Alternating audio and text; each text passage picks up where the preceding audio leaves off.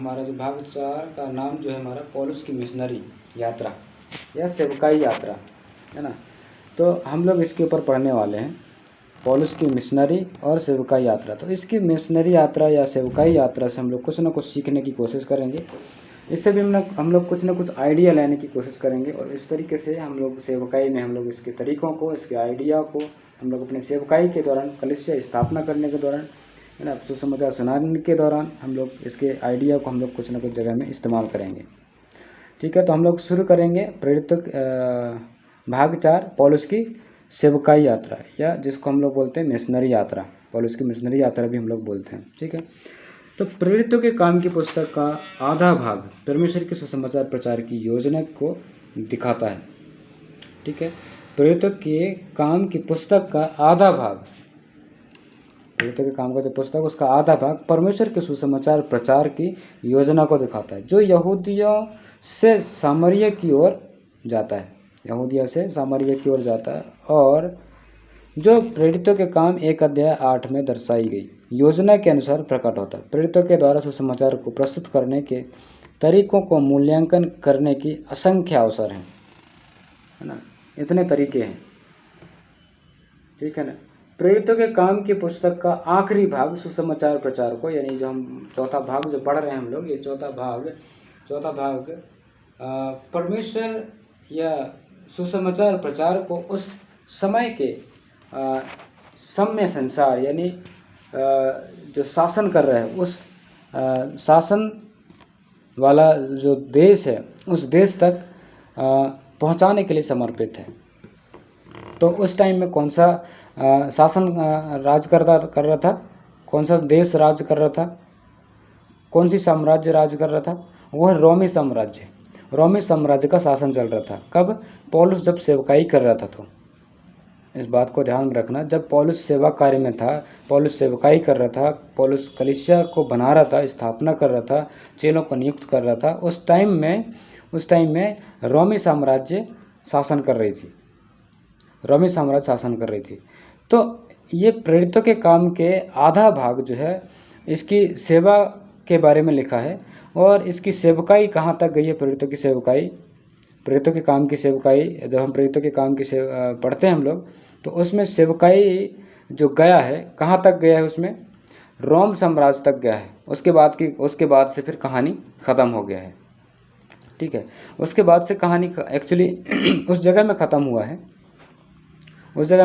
लेकिन जो सुसमाचार का काम किया गया, सेवकाई का काम किया गया, वो तो अभी सारी दुनिया में फैल चुका है, क्योंकि उनका मेहनत, उनका कठिन परिश्रम हम लोगों ने तीसरा भाग में हम लोगों ने पढ़ा, तीसरा और चौथा भाग में हम लोगों ने पढ़ा है ना। तो उनके कठिन परिश्रम ही का परिणाम है जो कि आज हम तक सुसमाचार फैला हुआ है, हम तक पहुंचा हुआ है ना। लेकिन उस टाइम में जब पौलुस सेवकाई कर रहा था, तो उस टाइम में टारगेट क्या था? रोम देश में पहुंचने का टारगेट था। क्यों? क्योंकि उस टाइम में रोमी साम्राज्य ही है जो दुनिया में शासन करती थी, उस एरिया में शासन करती थी। अब इधर का पता नहीं, लेकिन उस टाइम में उधर वो शासन करती थी। ठीक है ना। तो उस जगह तक पहुंचने के लिए जब हम पढ़ते हैं प्रेरितों के काम में किताब को, तो उस जगह तक प्रचार करने के लिए, जबकि सबसे बड़े बड़े अधिकारी, नेता, सब चीज़ कहाँ से होते थे, कहाँ के होते थे? वो रोम के होते थे, रोम देश के होते थे। इसलिए टारगेट था, नहीं कह सकते हम, लेकिन प्रेरितों के काम को जब पढ़ते हैं तो वहाँ रोम, जैसे पौलुस जो है अंतिम यात्रा करता है तो रोम तक जाता है, और रोम से फिर कहानी ख़त्म हो जाता है पौलुस की। ठीक है, तो समझ गया होगे, मुझे लगता है ऐसा। ठीक है, तो नए नियम में पौलुस की 3 मिशनरी यात्रा होती है, 3 मिशनरी यात्राओं की चर्चा है, मिशनरी यात्राओं की, सेवकाइयों की चर्चा है उसमें ना, जिसमें एशिया माइनर और यूरोप में सुसमाचार फैलाया।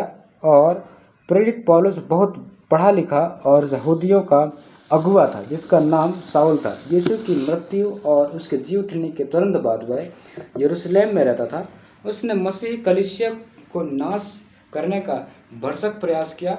उसने सबसे पहले मसीही शहीद स्तिफनुस की मृत्यु में भाग लिया था। प्रेरितों के काम आप 7 अध्याय 55 से लेकर 8 अध्याय 4 तक पढ़ोगे तो स्तिफनुस की मृत्यु के बारे में पूरी जानकारी मिलेगा।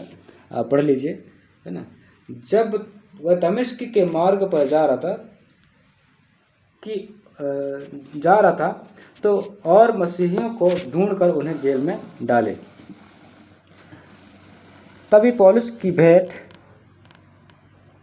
प्रभु से हो जाती है।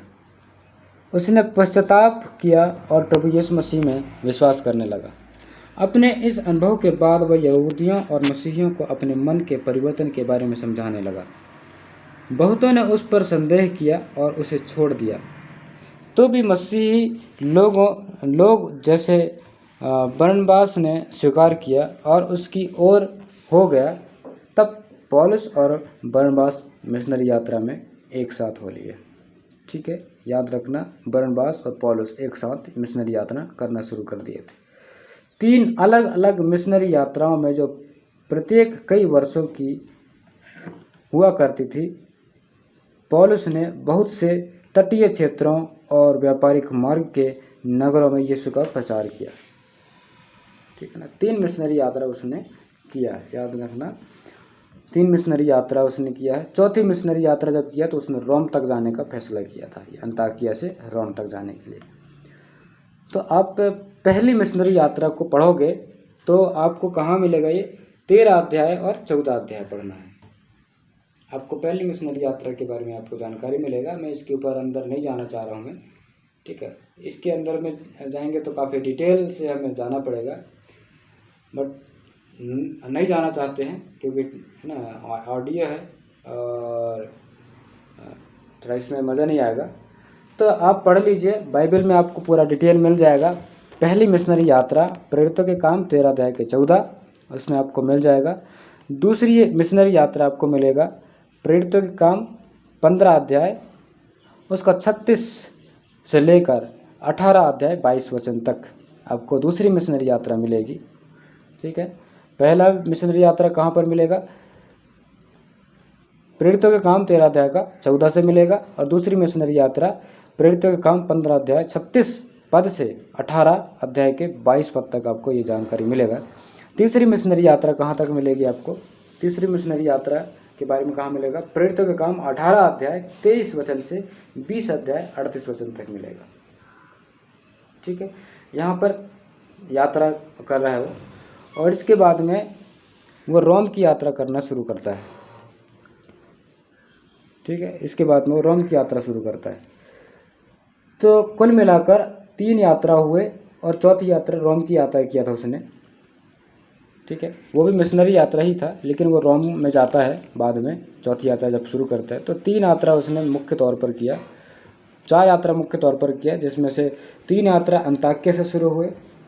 फिर बाद में पौलुस रोम की ओर जाता है और रोम में जाके उसकी यात्रा ख़त्म होती है। ठीक है, इन चीज़ों को मैंने बताया कि ये अध्याय को पढ़ लेना, आपको जानकारी मिल जाएगा। इस यात्रा के दौरान में उसने क्या, किस हिसाब से किया, उसने मिशनरी यात्रा के हिसाब से किया, मतलब सेवकाई के काम करने के हिसाब से उसने ये यात्राएं किया। सेवकाई कौन सी सेवकाई, प्रचार यात्रा, यानी सुसमाचार का प्रचार करना, सुसमाचार का प्रचार करना, यही एक उसका मुख्य काम था। ठीक है, उसकी सेवकाई जो भी था, तो ये मुख्य तौर पर सेवकाई के लिए ही निकला हुआ था, और जो यात्रा की वो सेवकाई के लिए यात्रा किया था।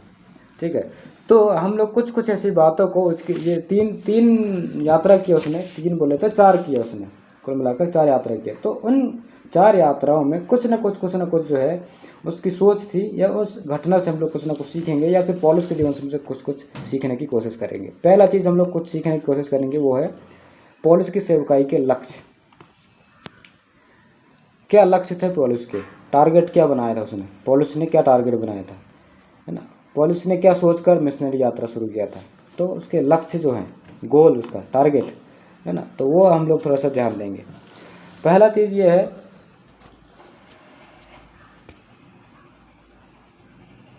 पौलुस स्वयं यह जानता था कि यीशु मसीह के संदेश को प्रचार करने के लिए बुलाया गया है। पौलुस जानता था इस चीज़ को। ये बात अब कहाँ से पता चलेगा, रोमियो 1:1 से पता चलेगा, और पहला कुरिन्थियों 2:2 से पता चलेगा। ठीक है ना, तो आप इसको पढ़ेंगे तो आपको पता चलेगा कि पौलुस के जो बुलाहट है वो किस लिए है, सुसमाचार प्रचार करने के लिए, संदेश का प्रचार करने के लिए।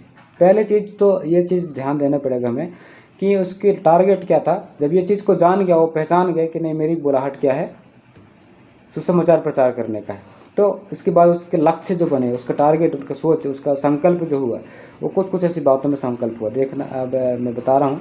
पहला पॉइंट जो है, पौलुस अपने बारे में विशेष रूप से यह जानता था कि वह अन्य जातियों में यीशु मसीह का सुसमाचार प्रचार करने के लिए बुलाया गया है ना। अन्य जातियों में सुसमाचार प्रचार करने के लिए बुलाया गया, ये बात को वो समझ गया था। तो उसने टारगेट किया अन्य जातियों तक जाने के लिए, उन लोगों को जो बहुत से अन्य देवी देवताओं की उपासना करते हैं, ऐसे लोगों के बीच में जाने का फैसला किया उसने। टारगेट बना लिया, लक्ष्य बना लिया उसने। तो ये उसके लक्ष्य थे, ठीक है ना, ये उसके लक्ष्य थे।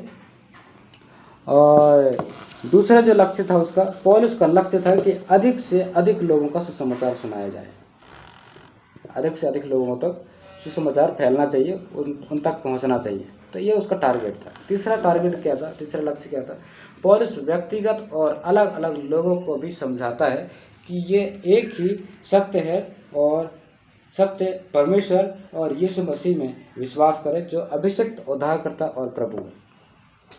ठीक है, टारगेट उसका प्रचार के दौरान में यीशु मसीह के बारे में ही प्रचार करता था, यानी सत्य को प्रचार करता था, उद्धारकर्ता के बारे में प्रचार करता था, है ना। ये उसके टारगेट थे प्रचार करने के दौरान। चौथा टारगेट क्या था, चौथा लक्ष्य क्या था उसका, पौलुस ने नई कलीसिया और मसीह के पीछे चलने वाले समाज की स्थापना की, जिनमें यहूदी और अन्य जाति पुरुष और स्त्री स्वतंत्र और गुलाम थे, और नए विश्वासियों को परमेश्वर का वचन सिखाता था, जो यीशु की शिक्षाएं थी, प्रतिदिन के जीवन जीने के लिए सुसमाचार का महत्व समझाता था। ठीक है, तो ये टारगेट था उसका। किन किन लोगों का टारगेट था, स्त्री जो गुलाम है, पुरुष जो गुलाम है, नहीं क्या गुलाम क्या स्वतंत्र, सबको, अन्य जाति के लोगों को, देवी देवताओं को उपासना करने वाले लोगों को, विश्वासियों को, अविश्वासियों को, सबको उसका टारगेट था कि सुसमाचार क्या हो, सब तक पहुँचे। उसका ये लक्ष्य था। और इसके लिए उसने 3 यात्राएं किया, 3 यहाँ तक कि 4 भी उसने किया रोम तक पहुँचने के लिए। और उसने क्या सिद्ध करने की कोशिश किया, आप उसकी यात्राओं को पढ़ोगे, जानकारी लोगे, तो आपको जानकारी मिलेगा कि उसका टारगेट यही था कि प्रभु यीशु मसीह के बारे में बताना, है ना। यीशु मसीह के बारे में बता ही देता था वो, किसी भी हालत में, वो चाहे न्याय में, कोर्ट कचहरी में खड़ा करे, चाहे सभा में खड़ा कर दें उसको, वो यीशु मसीह का प्रचार करता था हमेशा, क्योंकि उसका टारगेट था, उसका सोच था, उसका लक्ष्य था कि बहुत सारे लोग, चाहे कोई भी हो, परमेश्वर के बारे में जानना बहुत ज़रूरी है। ठीक है, तो ये कुछ ऐसी जानकारी है, और ये चीज़ों को हमें जानकर हमें उनको अपने जीवन में इस्तेमाल करना चाहिए। उसके तरीके, अभी हम लोगों ने क्या पढ़ा, उसके लक्ष्य क्या थे, उन लक्ष्यों को पूरा करने के लिए, उन लक्ष्य को, उन टारगेटों को पूरा करने के लिए उसने कुछ कदम उठाए। कौन कौन से कदम उठाए, उसके तरीके रूप से नगर नगर, क्षेत्र क्षेत्र और राज्य राज्य में जाकर प्रचार करने का था, यानी गली गली घूमते थे लोग, है ना, अलग अलग गाँव में जाकर घूमते थे। तो इनका तरीका था जा जाकर शरीर, मतलब ज़मीन में पैदल चल चल के लोग प्रचार करते थे। तो ये एक उनका मुख्य तरीका था। दूसरा तरीका, सेवकाई का लक्ष्य यह है कि अधिक से अधिक लोगों को सुसमाचार सुनाया जाए। इसीलिए पौलुस किसी भी स्थान पर गया जहां लोग यीशु मसीह का संदेश सुनने की इच्छा रखते थे। मतलब उनका टारगेट क्या था, उनका लक्ष्य क्या था कि बहुत सारे लोग, सब लोग परमेश्वर के बारे में जाने, यीशु मसीह के बारे में जाने। तो इसीलिए वो क्या करता था, यात्रा करता था और कहीं पे भी रुक जाता था, और वहाँ पर शुरू हो जाता प्रचार करने के लिए। ये उसका एक तरीका था। चलते चलते कहीं रास्ते में पब्लिक जैसे लोग दिखे, इकट्ठे जैसे लोग दिखे, वहीं पे खड़ा हो जाता, वहीं पे सुसमाचार सुनाने लगता। एक ऐसा इसका सेवकाई चलता था, है ना। तो ये तरीका था उसका। तीसरा चीज़ क्या है, पौलुस किसी भी विशेष स्थान में सब लोगों तक सुसमाचार पहुंचाना चाहता था। इसलिए किसी भी जाति की पहचान, वर्ग, संस्कृति या लिंग ने उसकी सेवकाई के लक्ष्य को नियंत्रित नहीं किया, है ना। तो ये एक खास बात थी। पौलुस सब लोगों तक पहुंचना चाहता था। उसके अंदर में कोई जाति धर्म कोई कुछ नहीं था, नहीं ये सुसमाचार इन्हीं लोगों के लिए नहीं, उस जो भी सामने मिल जाता था सबको सुनाता था वो। गरीब मिले, भिखारी मिले, अमीर मिले, नेता मिले, जो कोई भी मिल जाए उसको सुनाई देता था वो सुसमाचार। यानी कोई, है ना, गरीब लोगों के लिए है, भिखारी लोगों के लिए है, है ना, कैदी कैदी लोगों के लिए, ऐसा नहीं है। जो भी सामने आ जाता था सबको सुनाता था। सुसमाचार तो एक ही था ना, तो उस सुसमाचार को सबके सामने रख देता था।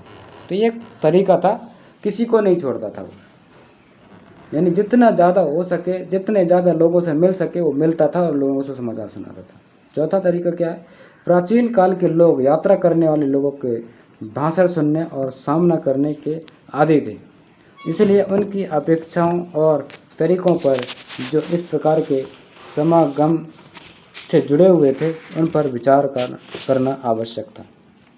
ठीक है, तो पहले के जो लोग थे वो लोग क्या करते थे, यात्रा करने वाले तीर्थ यात्री जैसे लोग होते थे, है ना, कहीं का खास यात्रा करते थे, ऐसे लोगों का जो है ना वहाँ के लोग क्या करते थे, बहुत सुना करते थे। उनका भाषण, उनका सलाह, उनका जो भी है प्रवचन सुना करते थे हमेशा। उनका मतलब अच्छा लगता था सुनने के लिए। तो ऐसे मतलब पौलुस को बहुत मौका मिल जाता था बोलने के लिए। तो 3-4 तरीके थे जो कि पौलुस ने अपने सेवा काल में उसने तरीकों को इस्तेमाल किया। पहले चीज़ क्या था कि वो पैदल यात्रा किया जहाँ जहाँ जा रहा था, भौगोलिक यात्रा किया, मतलब बोले तो ज़मीनी स्तर से उसने सेवा किया, है ना। ज़्यादा से ज़्यादा लोग जहाँ पर इकट्ठे मिले वहीं पे सुसमाचार सुना देता था। कहीं पे भी निकलता था वहीं पे खड़े होकर वहीं पे रुक जाता था, वहीं पे सुसमाचार सुना देता, है ना। कोई जाति वाति कोई ऐसा सिस्टम नहीं था, यानी हर जगह उसने सुसमाचार सुनाया। यानी कुल मिला के कहा जाए तो सुसमाचार सुनाने का उसने काम किया, हमेशा काम किया, है ना। तो ये कुछ ऐसे के तरीके थे और लक्ष्य भी हम लोगों ने उसके कुछ देखा हम लोगों ने। तो कुल मिलाकर हम लोग बोल सकते हैं प्रेरितों के काम, अभी हम लोग जो डिस्कस किया ये सब कहाँ पर मिलेगा, प्रेरितों के काम। पौलुस के बारे में हम लोगों ने एक अलग स्पेशल हम लोगों ने पढ़ाई किया, भाग 4 में हम लोगों ने पढ़ाई किया। ये भी हमें कहाँ पर मिलेगा, प्रेरितों के काम में ही मिलेगा, है ना। तो प्रेरितों के काम में इतना कुछ जानकारी है, तो क्यों ना हम प्रेरितों के काम को और अच्छी तरह से अध्ययन करें, है ना। इसको अध्ययन करना चाहिए, स्टडी करना चाहिए। तो करिए, मौका मिलता है, समय मिलता है तो आप इसको अध्ययन करिए। बहुत ही आपके जीवन के लिए आशीष का कारण, परिवार के लिए आशीष का कारण होगा, कलीसिया के लिए आशीष का कारण होगा, समाज के लिए आशीष का कारण होगा, है ना। अब इसको पढ़िए। कुल मिलाकर मैं बोल सकता हूँ कि प्रेरितों के काम की पुस्तक पौलुस की रोम की साहसिक यात्रा का वर्णन करती हुई समाप्त होती है ना। जिसको हम प्रेरितों के काम, उसका 27 अध्याय 1 वचन से लेकर 28 वचन तक, नहीं 1 वचन से लेकर 28 अध्याय के 31 वचन तक, यानी 27 अध्याय और 28 अध्याय पूरा रोम की यात्रा के बारे में मिलेगा, पौलुस की सेवा। यानी प्रेरितों के काम का शुरुआत, मतलब प्रेरितों के काम का जो एंडिंग है, ख़त्म होना, आखिरी जो है वो रोम की सेवा यानी रोम की यात्रा में करती हुई ख़त्म होती है, रोम की सेवकाई करती हुई ख़त्म होती है ना। इस बात को हम लोग देखते हैं। वह खतरे से भरी हैं, यद्यपि वह एक कैदी था तो भी उसके अगुवेपन के उदाहरण से चमत्कार करते हुए, परंतु सबसे महत्वपूर्ण पौलुस के विश्वास और प्रकटीकरण से, जो उसने लगातार साहसिक रूप से सुसमाचार की घोषणा की, है ना। तो ये हम लोग देख सकते हैं, खतरे मुसीबतें सामना किया उसने, कैदी बनकर जेल के अंदर था। जब रोम में जा रहा था तो वो जेल के अंदर से कैदी बनकर गया गया था, उसको ट्रांसफ़र किया गया था ना।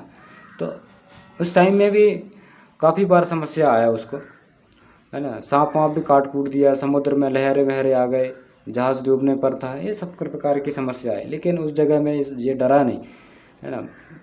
तो परमेश्वर ने इस जगह में उसकी मदद किया और उसके वजह से सबको मदद किया। तो ये सब प्रकार की बातें जो है एक प्रकार से बहुत ही एक उसकी मिशनरी यात्रा में, सेवकाई यात्रा में बहुत काम किया और बदलाव भी दिया और विश्वास को भी उत्पन्न किया, बहुत सारी आत्माओं को भी इसने जीता। ठीक है, तो ये इस प्रकार से कुछ जो है हमारा प्रेरितों के काम का चौथा भाग, जो पौलुस की सेवकाई या मिशनरी यात्रा जो थी उसके ऊपर हम लोगों ने ध्यान दिया।